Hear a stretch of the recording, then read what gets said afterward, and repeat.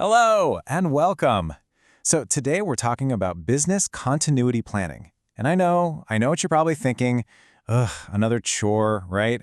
Another one of those binders that's just going to sit on a shelf and collect dust. But I want you to completely reframe that. This is not about planning for doom and gloom. It's about taking control of your business's future. Let's get into it. You hear all these buzzwords thrown around all the time. Risk, recovery, contingency, resilience. But really, they all circle back to this one core idea, business continuity. And at its heart, it's about something really simple but incredibly powerful, making sure your business can not only survive, but actually thrive no matter what life throws at it. It's really about turning potential chaos into a process you can manage. So let me just ask you this, straight up. What is it that genuinely keeps you up at night when you think about your business? Is it a key employee suddenly leaving? Maybe a major supply chain disruption? Or the thought of a cyber attack? Whatever that fear is, just hold that thought, because that's exactly where this whole journey begins. Okay, now we've got to talk about the uncomfortable truth. We are all masters of procrastination when it comes to this stuff.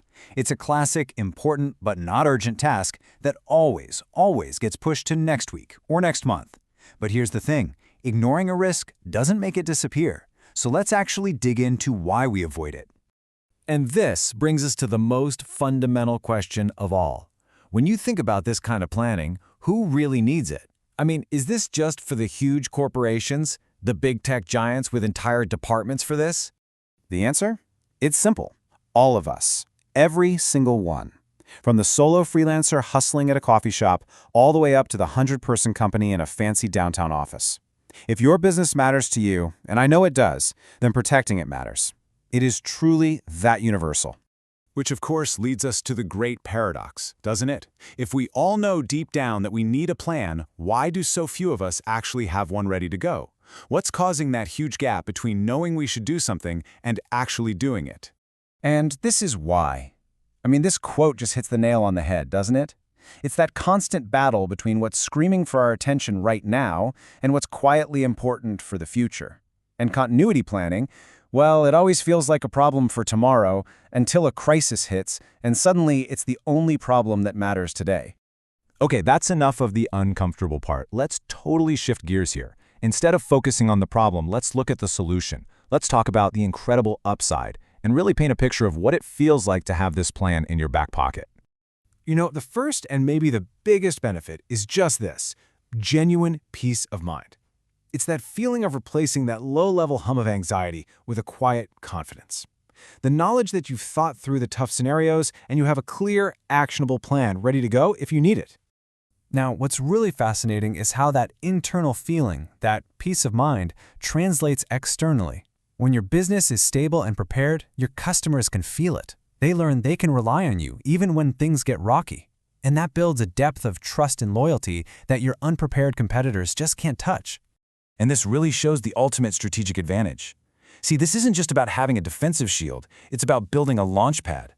When a crisis hits and everyone else is scrambling just to stay afloat, you have the stability and the clarity to innovate, to find new opportunities, and to actually come out of it stronger than before. So the benefits are pretty clear, right?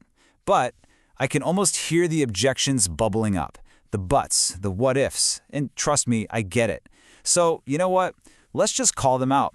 Let's name them and tackle them head-on, one by one. We all build these mental roadblocks that stop us from taking action. But the amazing thing is, once you really look at them, they start to lose their power.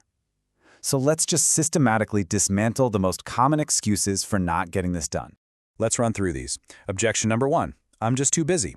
The reality, you can get a basic, effective plan started in a single afternoon. Seriously. Objection 2. I don't even know where to begin. The reality is, you just need a simple framework, which is exactly what I'm about to give you. And then there's the big one. It costs too much. Well, the reality is the planning process itself costs absolutely nothing but your time. You are in complete control of which actions, if any, you want to invest in. So you can see, these barriers, they're kind of illusions. All right, so with those excuses officially busted and out of the way, the path forward is clear. Let's get right to the blueprint. Here is a simple, proven, 4-step formula to build your own continuity plan. It really is this straightforward. First, you identify and assess your risks. Simple question, what could actually go wrong? Second, you prioritize them. Look, you can't fix everything at once, so you just focus on what's most critical. Third, you create the actual plan, some clear, simple steps for your top priorities. And fourth, and this is key, this isn't a one-and-done thing. You monitor and review it every so often to make sure it's still relevant. It's a logical cycle, not some monumental, overwhelming task. Now that four-step process, that's the whole journey. But the single most important thing you can do is just to take the first step. So let's make this real. Let's do it right now. Here are the exact questions you need for step 1. What are the potential threats? What, if anything, can you control about them? Realistically, how likely are they to happen? And if they do, what's the potential damage? Don't overthink this. Just spending 30 minutes jotting down some honest answers to these 4 questions is a massive leap forward. So let's end with this one final thought. I want you to take just a moment and really answer this question for yourself. What is the single biggest risk your business is facing right now? And maybe even more importantly, what is one small, tangible thing you can do tomorrow to start dealing with it? Don't try to build the whole plan at once. Just answer that question. Because that single action, that's how resilience begins.